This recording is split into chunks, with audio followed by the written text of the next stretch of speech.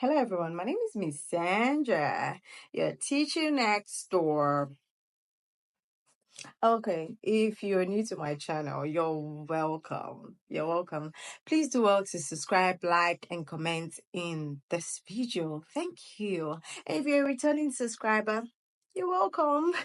Also, please engage, comment, like, and share. So, today we'll be talking about how to manage screen time with your kids. I'd like to put out a disclaimer out there that this video is not made to alter any current medical plan you have in place with your child or any professional advice that you have. It's meant for just educational purpose only. So if you have any concerns about your child, I would highly recommend you speak to a pediatrician or a professional in the healthcare field.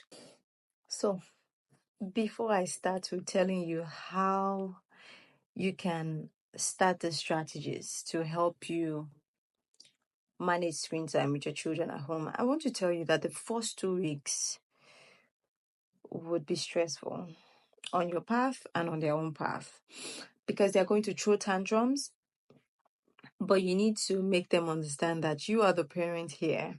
And the tantrums could come in several ways. It could be them crying, and them crying is the child trying to tell you that I want this. And if you make them have this, I mean the screen time, whenever they cry, then you are telling them that they can always get screen time whenever they cry, and they can always get anything whenever they cry, which is not a healthy way to raise a child, right? You need to set that boundary there. Let them train their minds to understand that there is time for everything. And if I can't have this, there is a reason why I can't have this now at the time. Make them understand that you can't have this because excess of this is not good for you. To be overwhelming, I'm not gonna lie to you, it will be stressful for you too.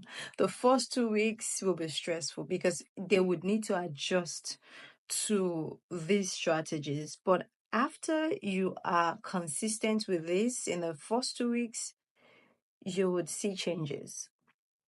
Okay, so one is you setting clear and consistent boundaries. How do you set a clear and consistent boundary? The first one will be that you should set a screen-free zone in the house. A very good example would be you telling them they can't have screen time while they are at the dining, eating with the family. It's a time to bond, right? So it's a time to connect with the family members. So you make them understand that this place is not a place to have screen time. It's a time to eat. It's a time to bond with your family members, right? It's a time to build on your social behavior with your family members, so you're not withdrawn, because that also makes them withdrawn whenever they're always with their screen time. It makes them so invested in it that they don't know what's happening in their environment. So you need to make them understand that, okay, this is our dining area, we're not allowed to have screen time while we're eating. Another example could be you telling them that no screen time is allowed in the bedroom. Why? If they ask you why, you tell them because the bedroom is for sleeping and reading.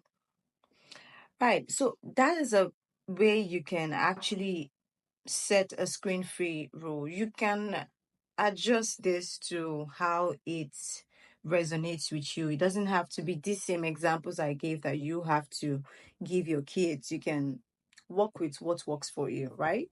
Second one will be setting a daily limit.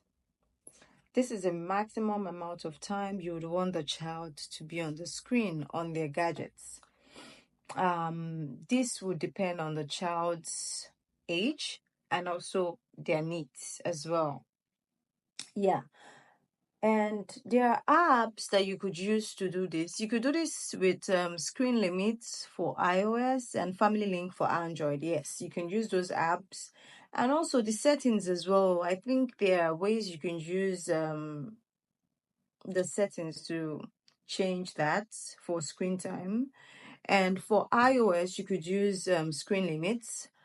For Android, you could use Family Link to track their screen time and also set it. 3, encourage outdoor play and physical activity. Physical activity is very critical for a healthy child's development. You reducing you reducing screen time rather, in place of physical play or outdoor play, will not only be a win, it would help their psychomotor skills to get to move their body most times, and that makes them active. It would foster their social skills. They will get to meet people, play with people, and it will also make them active and healthy. So it's a good one. Research shows that kids who are active tend to have more concentration and also perform better in the academics. You could encourage them going to the playground, um, painting, dancing, taking a walk with the dog, or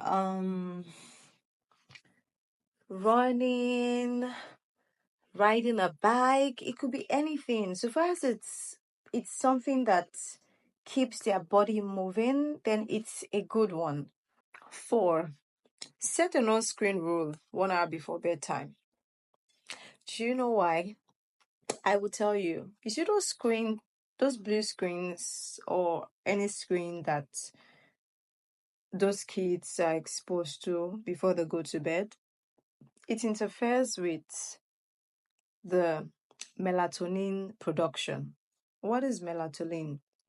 Melatonin is the hormone that is responsible for sleep.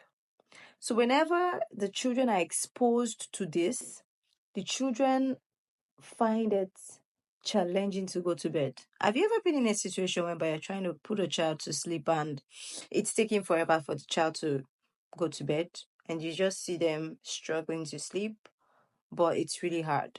That's because there is no much melatonin production. And now, you setting a 1 hour rule, no screen 1 hour rule before bedtime, would improve their sleep quality. And when their sleep quality is improved, that would help their mood. Because when a child sleeps well, you see them, they are vibrant, they are active whenever they are up. And this would help improve their health overall. Your rule could be no screen time after 7 p.m. It could be no screen time after 6 p.m. It depends on the time you usually want your child to go to bed. So you could set a no screen rule. This is going to help you promote the sleep hygiene for your child. One of the best ways to help your child's sleep quality is by creating a good bedtime routine for your child. And I would list out some that could work for you. 1 would be reading to your child. 2 could be playing a calm music in the room. Rhymes, bedtime rhymes for children. There's so many tons of those songs that could help your kid fall asleep. It could be storytelling. You could tell them stories that they would love to hear, animal stories. These are the ways you could help your child have a consistent routine. 5, be a positive role model. Kids observe and they learn through observation, especially when it comes to their parents. So you need to be careful about the kind of screen time you have whenever you're with your kids. Try to limit it whenever you're with the children, spending quality time with them.